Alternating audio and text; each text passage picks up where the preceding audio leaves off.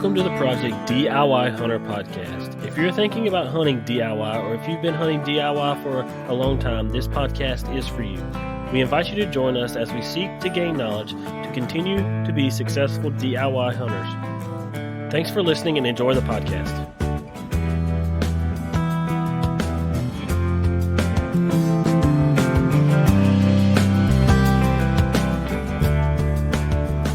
So what is up? Thank you guys for coming back for another episode of Project DIY Hunter Podcast. I got Kenny here with me, and we're going to talk about Colorado.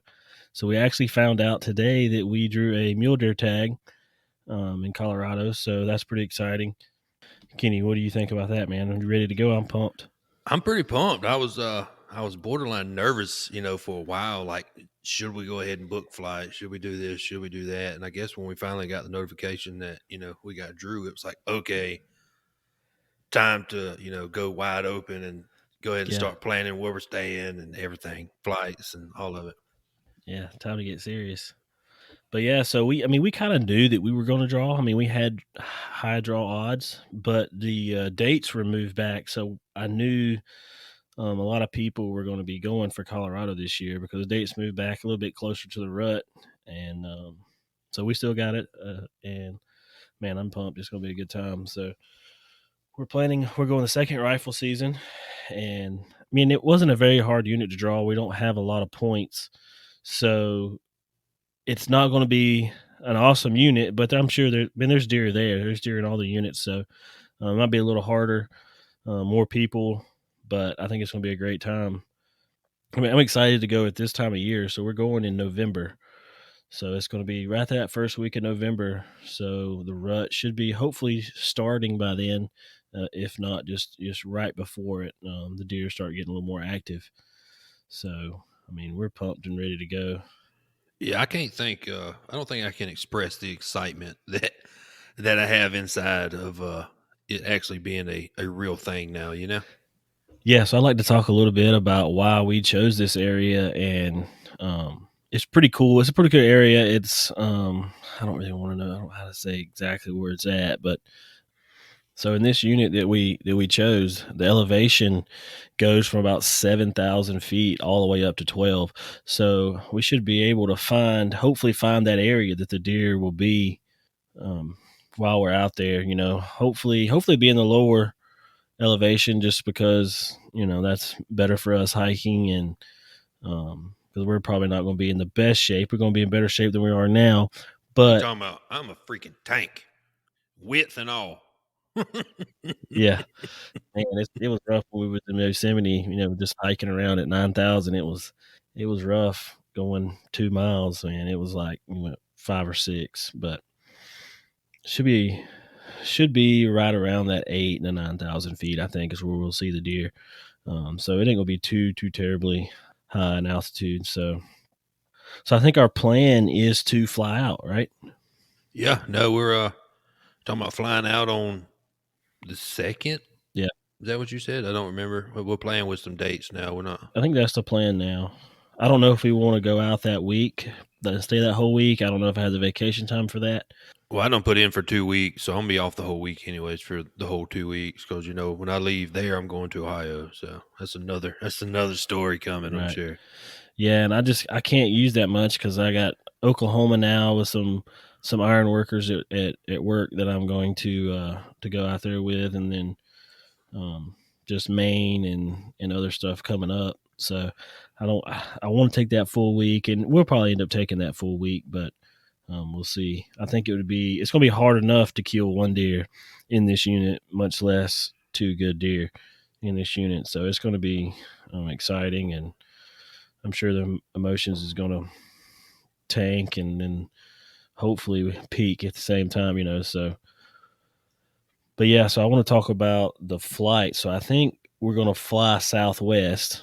I wanted to talk about this in my episode about traveling to different hunting locations, but Southwest from Greenville flies to Denver, and 2 bags are included. And I've heard from other podcasts and YouTube videos and just talking to other people that they are the best airline to use to fly hunting equipment and meat back and forth.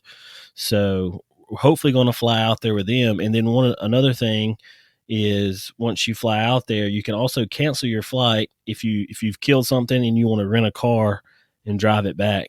You can cancel it, and they don't reimburse you, but you have a voucher that's basically good for a long time. So if you ever wanted to fly back out there, or whatever, for the next hunt, you'll have that voucher there. So I think that's the plan. Rent a car. I think the last time we talked, we were gonna rent a Jeep, right? Yeah, we was. I'm actually still on the fence. I'm trying to get them to drive out so we can take my wall tent and everything else and kind of set up a base camp and I guess day hunt out of it. Yeah, But I don't think I'm be able to convince them to drive 26 hours. yeah, straight through. Yeah, straight through. I mean, that's a long. It is a long way. Yeah, it's probably 26, 28 hours straight through. I know it was 24 to Crested Butte area, so it's probably right around 26, I would say. Um, Well, all I know is I'm super pumped, and I hope the weather does good and the rut starts yeah, early, and everything just falls in a row because the past couple of years have been rough on yeah, trips. You know what I yeah. mean? So I mean, So it's about time for something to happen that keeps you going. You know? yeah, and that's the crazy time of year too, man. It could be warm and it could be 0 degrees. You just never know what it's going to be like right around that time of year. So we'll see. Yeah, I mean, I'm sure it's going to be great weather, hopefully, and we see some snow. It might help us actually kill some deer. Being able to track them around in the snow. That's something I've never done. So it did snow while we were in Wyoming last year, but it was as we were leaving. I shot that deer on the first day, so I would have got to experience it if I would have held off. But we wanted to go sightseeing, or I say we, Jess wanted to go sightseeing. So I'm gonna call it impatience. I'm not gonna. You can go ahead and blame it on Jesse if you want to. You just got so freaking excited when you seen it. You was like shot it and yeah, you was well, done. that's not 100% true, but definitely after, man, that's gonna be a whole nother episode. I'm gonna do that one with Jess, but we had some guys come in on top of us right when we were about to walk up on or get set up on a big, huge buck, and uh, G wasn't too happy, and I wasn't too happy, and some arguments happened on the way back to the gas station, and man, we were just ready to be done. That's one thing I wanted to say too. I think this time we're not going to be scouting. We're not going to have days just for scouting. We're going to actually show up and be ready to hunt and kind of scout/hunt. And I think that's important because I seen some of the biggest deer while I was scouting, and then had a hard time finding them um, that morning, which I shot the deer at 11:30, so I didn't really go to all my spots. But um, that's just one thing. I mean, I don't think you need to go out and scout 4 days like we did. I think that was a horrible idea, especially with somebody that doesn't really like hunting or scouting. Um, she was kind of burnt out by the time it was time to take a gun with you. And I mean, I'm not gonna lie, I kind of was too. So I mean, 4 days of scouting is just way too much. What do you what I think you want to scout a couple days before, ain't that right, Kenny? Yeah, I went up to Ohio on a scout and set up cameras and all that stuff. But it's hard to see them and not be able to shoot them for sure. Right. But at the same time, you kind of struggle with the length of time that you're there. Yeah.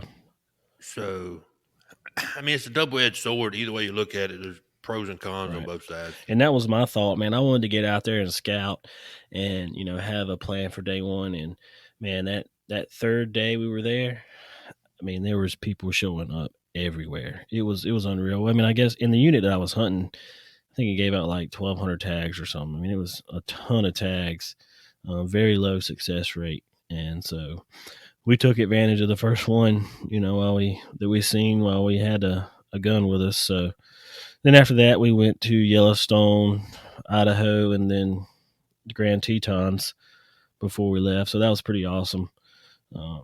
If I had to do it over, I definitely would have not pulled the trigger. Seen a massive elk though. Um, had him in shooting range, and that was pretty cool just to sit back and watch him. But even cooler if I had a elk tag. But he was definitely on. He was on a small little piece of public. I mean, tiny piece of public. But yeah, back to Colorado, man, and I think Colorado is one of the best states to hunt mule deer, just because the numbers are there, the size are there. I mean, they have a ton of over the counter stuff. I mean, we don't have very many points for Colorado mule deer, and we drew a tag in a pretty decent for not having many points unit, with high odds. So I mean, it's going to be a good time for sure. Well, we probably did a lot more research than I guess the average person's going to do. Yeah, I mean, we definitely put in the hours of seeing which one we wanted to go to, and I mean, I'm happy with what we chose. I did not draw my bear tag though. I was trying to draw a bear tag to go with my mule deer tag in the same area, and I had pretty good draw odds to draw that tag, but I did not. So that might be something I'm looking into, maybe for over the counter in the same little area. But you just don't want to get too much going. I mean, we got 2 tags to fill, so we need to go out there and fill those 2 tags, and then what happens after that happens. Definitely take some fly rods or something like that. So Well, hopefully, I fill mine early and I just get to enjoy the experience more. right. I mean, it's definitely an experience, man. I mean, you go. I've been to a lot of national parks. I just got back from Kings Canyon and all that. But some of the coolest canyons and the coolest scenery that I've seen out west is not in those places. It's when you get off the beaten path. It's when you're out there where very few people get to be, because I mean, in the grand scheme of things, there's not a lot of people trekking across these mountains. So you see stuff that not many people seen. You come back to the area we live in. I mean, Kenny, do you know anybody that has been out west to hunt in this area? No, I know a lot of people that's went a lot of different places, but this general area we're going to, no, I don't know anybody that's been there. Yeah. So I mean, you're going to places that nobody's been to that you really know. I mean, and it's cool to bring that experience back. And we're going to have a guy on that's been out there a lot more than we have, coming up in some episodes, and that's going to be pretty awesome. He is pretty successful, does a lot of DIY hunting in South Carolina, kind of all over the place. So, I mean, he applies to a lot of places. I don't think he drew his Colorado tag this year, um, but he was probably going for a little better unit than we are. So it's going to be awesome. It's going to be a fun trip no matter what. I don't want to bast a unit because, I mean, big deer get killed on general tags all the time. I mean, personally, I've seen a huge deer the day before on, a general tag unit. And the only thing that didn't keep me from shooting him was 24 hours. So, I mean, they're definitely there. We just got to find them. And I think we've got a pretty good game plan. So I think we're going to start at the lower elevation and work our way up, and kind of try to stay mobile. We are planning on backpacking in, right, Kenny? Yeah, no, we're gonna try to back in. I think the original plan is 5 miles. Yeah, The 5 mile mark gets us to a pretty good valley, and right, what we want to hunt is the north face of that valley. right. So we're kind of gonna work our way up. Right, but we have spots on the way there that we're going to stop and Yeah. glass, and if we get to that 5 miles and we haven't seen nothing, it might be a quick shift to Plan B, being that we got basically 4.5 days to kill two massive mule deer. So um, we've got some pretty cool glassing spots that we found. I know Onyx Maps has started the 3D, and I believe, actually, I know Go Hunt just come out with their app. I think we were actually one of the first people to get it. They said, you're one of the first insiders to get it. I don't know if that was true or not, but so I haven't actually dove into that yet, but I'm definitely going to be checking that out because a lot of our points we have is in the Go Hunt maps and not the Onyx maps. So used Onyx in Wyoming. Awesome, awesome. I have noticed that the difference in Onyx and Go Hunt, the Onyx maps are a little better. The coverage of the state or the public land, there's like little gaps on Go Hunt and on Onyx maps. Those are not there. Um, so I think we're going to run both. I don't know. Maybe Kenny run on his, and I run one on mine, and we'll just see, which one we like better. The only thing I've had a problem with Onyx, and it might be a setting that I can fix. I don't know. Is that you don't have an arrow for what direction you're facing. Right. So when you're walking towards something that's a long way away, as you get closer to it, it's very easy to get off path. Right. You know what I mean? Right. And I mean, I'm not the smartest person in the world. I'm almost, borderline stupid. But me and my brother used it. Had to go up a hill, probably 500-600 yards, Right. and I got off track probably 100 yards trying to follow the dot, because I didn't have an Yeah. arrow for what direction I was going. What ended up costing me having to walk up another 200-foot hill, which 200 foot is not bad, but when you're in the woods and it's a 45-degree angle, it sucks. Yeah. It's not something you want to do for Yeah, fun, and especially if you got something on your back. so I really, if I had an arrow, I'd have never had it. Right. And it kind of, I mean, it might be a setting. I don't know. Haven't went and played with it, but I don't think it is. Right. Yeah. So I guess our plan, we'll try to review each one. I think that'd be pretty awesome. Side by side comparison of the same hunt, and see which one we like better. And then we'll bring it back to the listeners and see what they think. Well, I'm kind of curious though, and I haven't really been up to date. Go Hunt and Onyx Maps have always been in a really big partnership. They both kind of advertise each other pretty severe. But now since Go Hunt released their maps, Yeah. I wonder what it's going to do for Onyx. Like, you know what I mean? So Onyx actually is partnered with Hunting Fool now. And Hunting Fool, I don't know if you know or the listeners know, that is Go Hunt without the store. And unless they've added the store since I've been on their last, it's top of the line draw odds, awesome company. You know, I couldn't pick one over the other one. I've just used Go Hunt because that was the first one I found. I did not know Hunting Fool was so in depth with some of these articles, and so I started listening to some of these podcasts. And it's an awesome platform to use also. And so they've partnered with Onyx Maps. So if you have a premium membership with Onyx Maps, then you actually do have a Hunting Fool account that you can transfer over, and it'll give you all these jar odds and these articles, strategy articles for applying and all this stuff. So with that being said, I kind of wanted to talk about the drawing system just for 1 second. So Colorado is doing a preference point system. So you have preference point, you have over the counter OTC, and then you have a bonus point, and then you have a random draw. And so random draw is exactly what it means. It's random, and Idaho and New Mexico has that. And so we applied in Colorado, actually kind of knowing that we had a really good chance to draw. So New Mexico and Idaho, you don't really know if you're going to draw. I mean, none of the odds are really high because everybody is on the same level playing field. So and then these preference point places that they actually give you a chance to know, say, hey, I'm probably going to draw this, so you can actually set it up beforehand. And that's kind of the way we deal with Colorado. Is we knew that we were going to. We didn't know for a fact, but we had a good feeling that we would draw, and then so we kind of geared ourselves towards the Colorado hunt.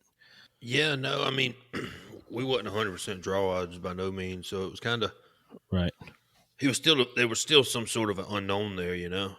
Haven't really. right, There's always that chance, and I'm the unlucky guy that I'm not going to win anything most of the time, and So I haven't really, I guess, I geared, my schedule for the year towards going, but I didn't Right. really gear my stuff that I'm buying towards going yet until I got the notification because I didn't want to buy stuff for Colorado if I ended up having to go to Georgia. You know what I mean? Right. Yeah. And that's kind of the way I set my schedule up too, and it worked out perfect because we're talking about alligator to bear to Colorado, and then back to duck hunting. So it all kind of flowed pretty nice going that second rifle. Um, so that worked out well, and and that was nice to know though that you had somewhat of a better of a chance than you would at a you know random draw. Yeah, and also now that we have drew the Colorado mule deer tag, it's time to e-scout. So that's a hot topic on our list to start. And so I think we're going to go back and forth, like we've been saying, between Onyx and Go Hunt. But I actually really love using Google Earth, and I have all the KMZ files downloaded.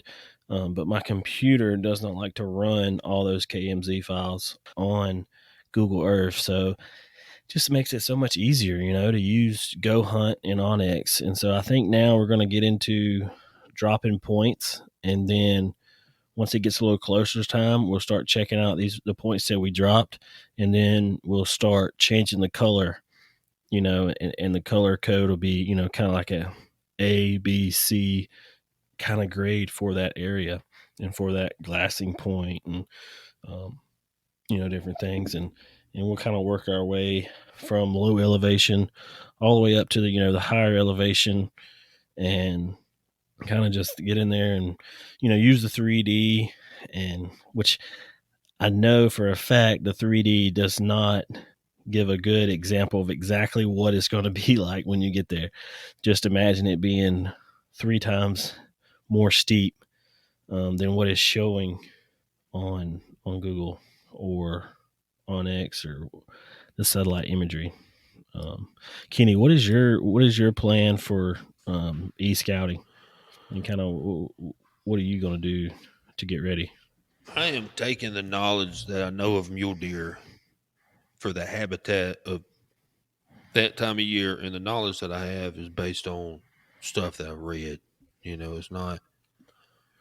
It's not from experience knowledge, so I'm having to go off other people's experiences and blogs and podcasts and stuff, um, and looking for habitat that they like in that, when they're at that range at that time of the year. Um, I want to find something that's pretty versatile as far as you know plains, valleys, water, with higher elevations. I want to try to get close to the migration corridors, which on X Hunt actually lists them on the as one of the filters that you can put on their maps.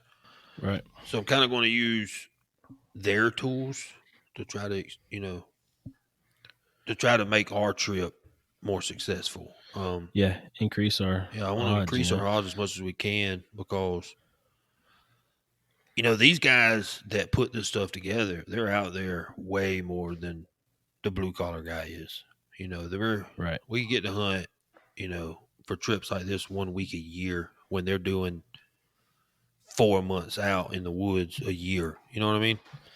Yeah, we're paying for their knowledge basically whenever we sign up for these. And they're all successful. If you watch, uh, Go Hunt on YouTube, it's they're successful. I mean, they have a lot of videos Right. where people are successful. Yeah.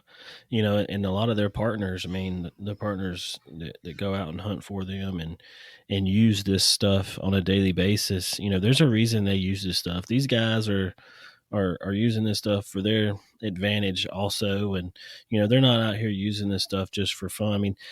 I mean, I know some guys still use Google Earth, and man, it's a whole different world when you can take your phone out there instead of a GPS. I mean, it's just maximizes your success odds tremendously. Being able to see, and you can actually go and draw a line from point A to point B, and tells you how far you are, and the satellite will track you with no phone service. I mean, it's unreal the potential you have. Well, if you actually watch, videos of people that actually use this stuff and the creators of this stuff, of course they're gonna sell it. That's Right, how they make their money. But they sell it in a way to right. it's functional. You know what I mean? And if there was any mule deer hunter out there that I would trust, it would be Brady Miller, and he is one of the go hunt guys, and he's killed some monsters, and he does it every year. He knows what he's talking about, and he spends his time in the woods. And he's the guy that writes most of their Yeah, information. He's the one that writes their blogs about different stuff, and he's a likable guy that I just happen to trust. yeah. And I mean, he's passing up deer that we dream about shooting. So definitely knows what he's doing. Oh yeah, it's different when you live there, though. When you live in that world, it's different. Now, he moved from Montana, so he grew up in Montana, and he was a big hunter up there. He moved to Vegas for go hunt, so he don't get to hunt as much as he did. He talked about it in one of his shows, but just his knowledge from his past experience growing up in Montana and hunting mule deer. I mean, it's pretty extensive. It's definitely yeah, worth watching just to grasp, to get little tips and stuff from what he does here and there. yeah. So now, I mean, so now our plan is just to sit down and go through this and go through every nick and cranny that we can, because we obviously don't have time to do it once we get there. So we actually have to go through and do this e-scouting, and which is not ideal by no means. It may be awesome to get out there and actually scout with your own eyes in the field, but it's not an option. So us people on the East Coast, which is a lot of the reason we wanted to start this podcast and YouTube channel and take it as far as we did, is just to help people like us go out there and do these awesome adventures and see this awesome countryside, and hopefully be successful at the same time. And then again, if you're not, man, you're going out there and seeing some awesome country. I mean, I don't know if you could actually call it unsuccessful. Yeah, you ate a tag, but you have memories that'll last a lifetime. I mean, it's an awesome time. Hopefully, me and my wife is going to get on here and talk about our time out there, which was awesome. We had an awesome time, seen some awesome stuff, and hopefully we get on here and talk about that later. But Well, as you know, it's almost like you're going to a whole different it world, is. It absolutely is. than it is from what we live. Where I live in particular is rolling hills with a bunch of trees and a bunch of pine trees. Yeah. And then, there's houses everywhere. And you go out there and it's like, man, ain't nothing around Yeah. here. you know? You get lost out there, you're in trouble. Yeah. I mean, people on my side of the world are hunting, Right. 2-acre plots of land, just trying to shoot deer. And yeah, no, out there you're talking thousands and hundreds of thousands of Yeah. acres. Just So it's going to be an awesome time. I just want to say thanks to y'all for taking your time and listening. And hopefully we helped you. And hopefully you can comment and ask us some questions and we can answer those for you. We got some cool stuff coming up. So be sure to subscribe, follow, so you get those notifications when we post new stuff. Go follow our Instagram is project_DIY_hunter. And then we have Facebook. We're about to have a website. So it's going to be awesome, man. There's blogs, forums, and just, for y'all to get in there and participate. And yeah, I also wanted to say that we do have some listeners from all over the world. And if that is you, that would be super cool if you'd reach out to us at projectdiyhunter@gmail.com and just tell us what kind of hunting you do. Hopefully we can maybe get you on the show or on the podcast, and we could talk about the hunting you do in Germany, Australia, Canada, Jamaica. Yeah. I mean, there's just a lot of different places that's listening, and it'd be awesome for y'all to reach out. And I know that the listeners would love to hear y'all's comments. And yeah, anyway, so thanks for listening. And as always, go Tigers.